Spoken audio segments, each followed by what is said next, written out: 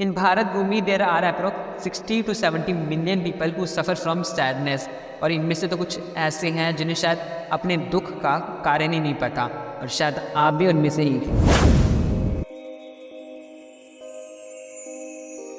अव्याख्यात दुखम अर्थात unexplainable sadness, जहाँ हम दुखी हैं, हम परेशान हैं, ना ही हम किसी चीज़ में इंटरेस्टिंगली पार्टिसिपेट कर पा रहे हैं और ना ही शायद अपने पोटेंशियल प्रोडक्टिविटी लेवल को अचीव कर पा रहे हैं, जिसे शायद समझाना भी मुश्किल है और शायद समझना भी मुश्किल है, पर शायद सच तो कुछ और ही है। सो अब जानते इस अनजाने दुख का कारण। तो इसके 3 कारण हो सकते हैं। Number 1 is biological, number 2 is environmental, and the most important is personal. So let's talk about biological changes. As per the research there are approx 9.8 million teenager जो मेंटल इशू से सफ़र करते हैं और उसे फेस करते हैं, जिसके main कारण है हार्मोनल चेंजेस, जिससे उन्हें अडेप्ट करने में टाइम लगता है और इस वजह से वो कहीं ना कहीं सैड फील करते हैं। Number 2 is environmental changes.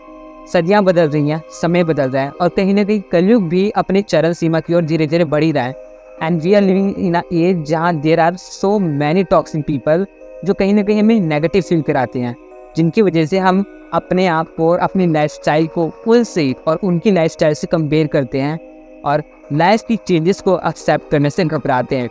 But सच तो ये है कि भले ही हमारा कॉन्शियस माइंड इस फीलिंग को, इस कंपैरिजन को निग्लेक्ट करते हैं, बट हमारा जो सब कॉन्शियस माइंड है उसके अंदर ये लैक ऑफ एक्सेप्टेंस, ये डिसऑनेस्टी और ये गिल्टी फीलिंग कहीं ना कहीं रह जाती है, जिसकी वजह से हम शायद नेगेटिव फील करते हैं। So don't compare yourself. Number 3 and the most important factor is personal. Life is a journey, जहाँ हम नए नए लोगों से मिलते हैं और नई नई चीज़ें एक्सपीरियंस करते हैं, बट कुछ लाइफ के पन्ने ऐसे होते हैं इस जर्नी के बीच में क्योंकि शायद हम खोल के भी नहीं देखना चाहते, क्योंकि शायद ये सिर्फ एक पास्ट ट्रॉमा बन के रह जाते हैं जो हमें कहीं ना कहीं इनसिक्योर, नेगेटिव और गिल्ट फील कराते हैं। और इसका सबसे बड़ा मेन कारण है dishonesty, the lack of acceptance of your personal life problems. जितना ज़रूरी इस प्रॉब्लम को समझना है उतना ही ज़रूरी इसके नेगेटिव इफेक्ट्स को भी समझना है, जो कहीं ना कहीं आप अपनी लाइफ के डिफरेंट एस्पेक्ट्स में नोटिस भी कर सकते हैं। So the number 1 problem is insomnia. Insomnia एक ऐसा डिसऑर्डर है जहाँ पे आपको सोने के लिए भी स्ट्रगल करना पड़ता है और आपको शायद आसानी से नींद नहीं आती। Number 2 is lack of interest. आप नोटिस करेंगे कि जिन चीज़ों को आपको करने में मज़ा आता था, चाहे वो आपकी हॉबीज़ हो, अब आपको उन चीज़ों में बिल्कुल भी मज़ा नहीं आ रहा और ना ही आप उनको नोटिस भी नहीं करना चाहते, चाहे वो फिर करियर के मामले में हो, बिजनेस के मामले में हो, या फ्रेंड्स या फैमिली के साथ टाइम स्पेंड करना हो। Number 3 is loneliness, because now you are sad so you try to find your answers, और इस चक्कर में कहीं ना कहीं आप लोनली भी फील करेंगे। अब वक्त है लाखों लोगों से आगे निकलकर इस प्रॉब्लम को सॉल्व करके अपना बेस्ट वर्जन बनने का।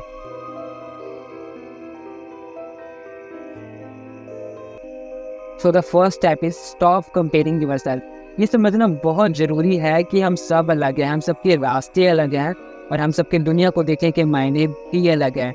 But because of excessive use of social media हम ये भूल जाते हैं और अपने आप को, अपनी लाइफस्टाइल को दूसरों से और उनकी लाइफस्टाइल से कंपेयर करना शुरू कर देते हैं। But you should remember you are always on time as per the god's plan. And the second step is stay away from toxic people. Close that window which hurts you, no matter how beautiful the outside view is. Because प्यास लगी है, it doesn't mean कि जहरी P जाओ। और कहीं ना कहीं कॉन्शियस माइंड इन बातों को बोल जाता है, चाहे वो डिसरिस्पेक्ट हो, टॉक्सिसिटी हो या negative feeling, but subconscious mind में वो बातें रह जाती है। तो stay away from toxic people. So third step is meditation, because now you are feeling hormonal imbalance और an anxiety, so you should try meditation like deep breathing और mantra chanting, which will reduce your anxiety level. And fourth and the most important point is be honest. हम दुनिया को तो झूठ बोलते ही हैं पर छोड़ते तो शायद खुद को भी नहीं है। Because of insecurity and guilty feeling और past traumas हम चीज़ों को accept करने से डरते हैं। But you should remember, acceptance is the first steps toward your self-love. Accepting your emotion is the better way to heal yourself. And lastly I would say कि माना कि वक्त सता रहा है, बट जीना कैसे है वो भी तो सिखा रहा है। हरे कृष्णा।